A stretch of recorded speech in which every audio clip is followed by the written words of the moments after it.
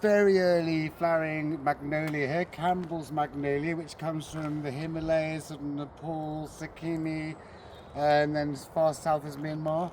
I did find one the other day, but it wasn't quite as impressive as this one. It's just covered in flowers. If you look at those branches there, just loads and loads of flowers. And the flowers are supposed to be edible, or at least the flower buds are supposed to be edible. A lot of magnolias get really, really big. There's so many different types of them. Some come from America, some come from Asia. There's just loads of them, but some get as big as big trees. Other ones are more shrubby.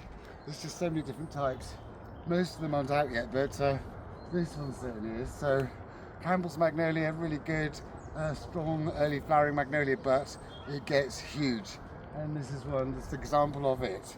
If you have a late frost, of course, that's not good, but this one does seem to be quite tough. We have had quite a few frosts recently, and the flowers are hardly burnt at all, so it's very, very tough. And I guess if you didn't want it to get too big, you could prune it to keep it smaller. But yeah, it's probably not the best type to have for a small garden. It's really, really nice to see them when there's loads and loads of space.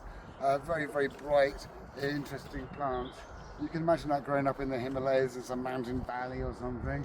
With these big, bright pink flowers like a semi-double. It's really, really impressive. Just look up there how many flowers there are. It's really, really sign of spring when the magnolias come out. They're so impressive and they're just so big.